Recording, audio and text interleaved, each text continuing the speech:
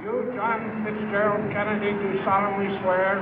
I, John Fitzgerald Kennedy, do solemnly swear. That you will faithfully execute the office of President of the United States. That I will faithfully execute the office of President of the United States. And will, to the best of your ability.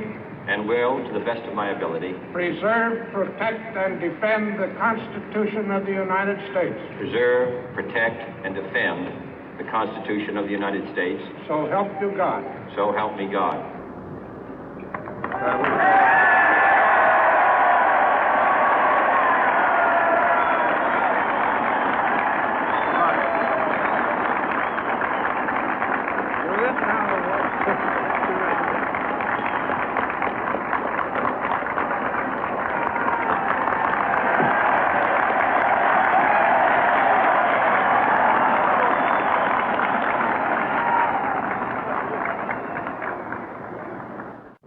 Vice President Johnson, Mr. Speaker, Mr. Chief Justice, President Eisenhower, Vice President Nixon, President Truman, Reverend clergy, fellow citizens.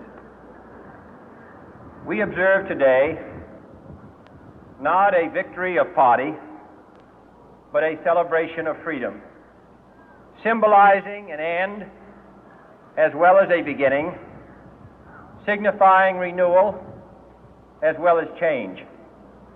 For I have sworn before you and Almighty God the same solemn oath our forebears prescribed nearly a century and 3/4 ago.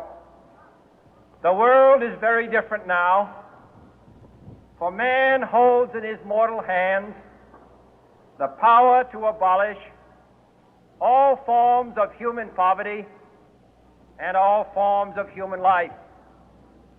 And yet the same revolutionary beliefs for which our forebears fought are still at issue around the globe.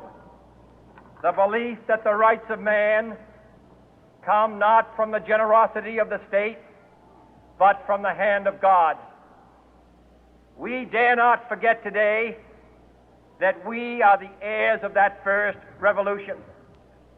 Let the word go forth from this time and place to friend and foe alike that the torch has been passed to a new generation of Americans born in this century, tempered by war, disciplined by a hard and bitter peace, proud of our ancient heritage, and unwilling to witness or permit the slow undoing of those human rights to which this nation has always been committed and to which we are committed today at home and around the world.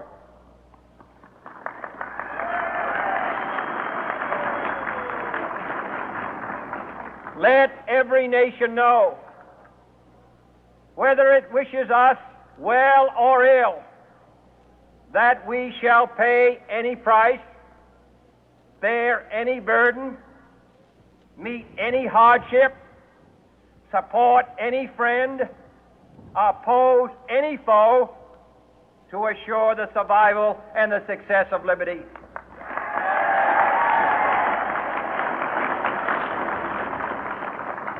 This much we pledge and more.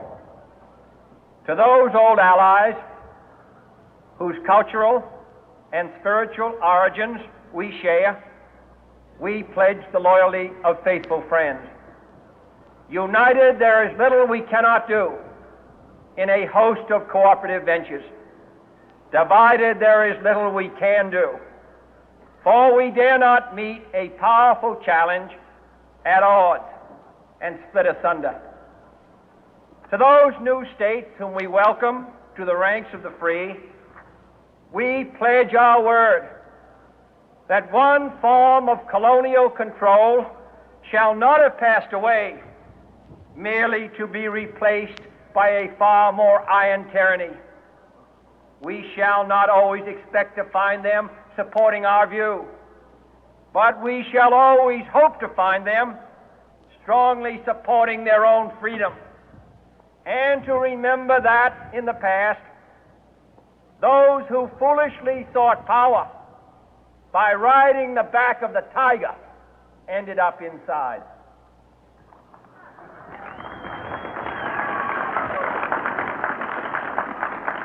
To those people in the huts and villages of half the globe struggling to break the bonds of mass misery, we pledge our best efforts to help them help themselves for whatever period is required, not because the communists may be doing it, not because we seek their votes, but because it is right.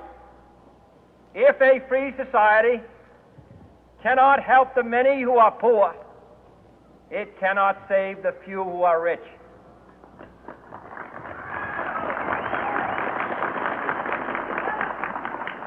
To our sister republics south of our border, we offer a special pledge to convert our good words into good deeds, in a new alliance for progress, to assist free men and free governments in casting off the chains of poverty. But this peaceful revolution of hope cannot become the prey of hostile powers. Let all our neighbors know that we shall join with them to oppose aggression or subversion anywhere in the Americas. And let every other power know that this hemisphere intends to remain the master of its own house.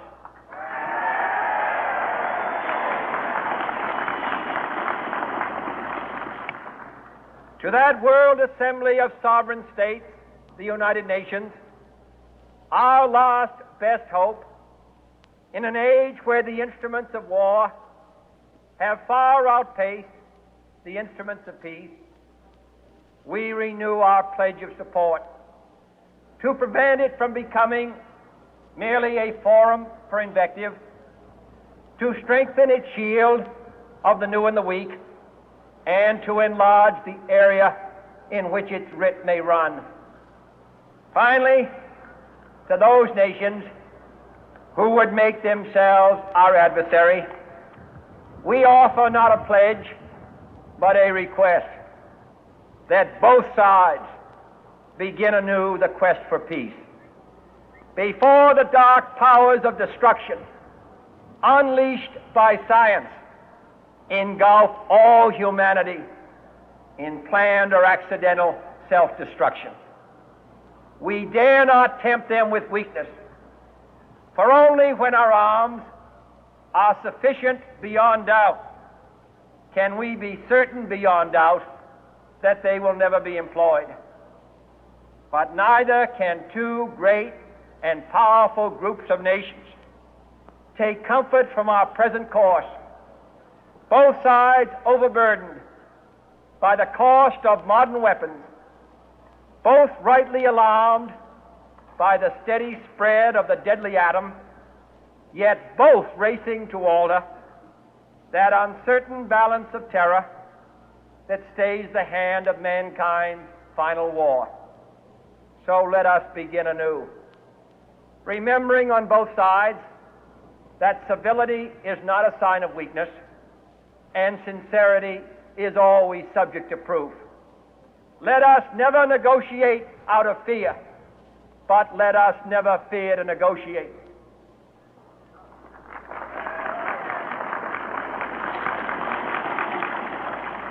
Let both sides explore what problems unite us, instead of belaboring those problems which divide us.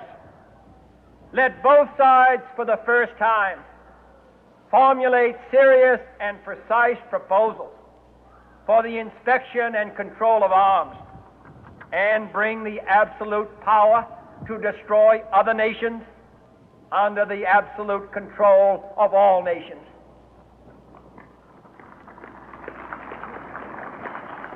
Let both sides seek to invoke the wonders of science instead of its terrors. Together, let us explore the stars, conquer the deserts, eradicate disease, tap the ocean depth, and encourage the arts and commerce.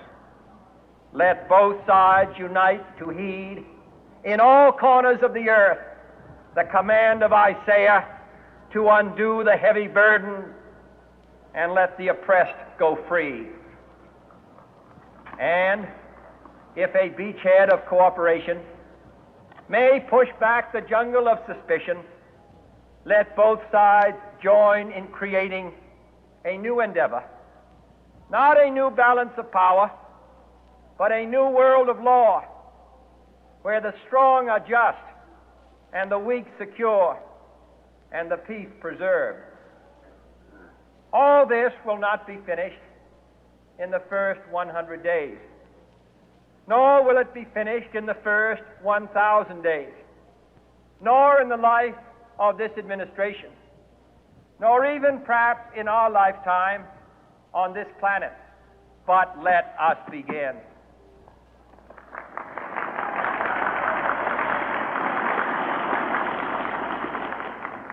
In your hands, my fellow citizens, more than mine, will rest the final success or failure of our course.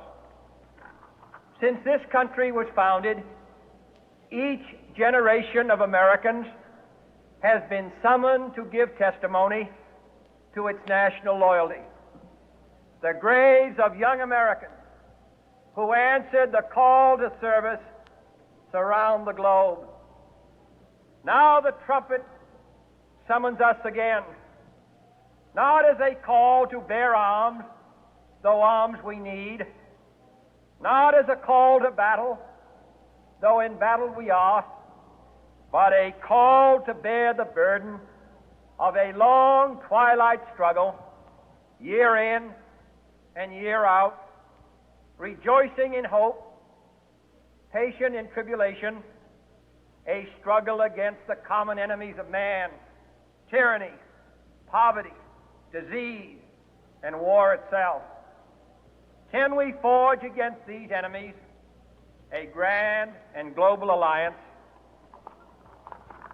north and south, east and west, that can assure a more fruitful life for all mankind?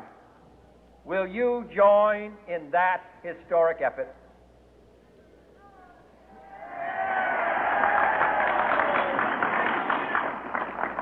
In the long history of the world, only a few generations have been granted the role of defending freedom in its hour of maximum danger.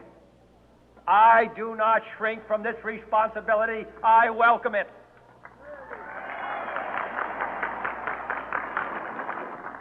I do not believe that any of us would exchange places with any other people or any other generation.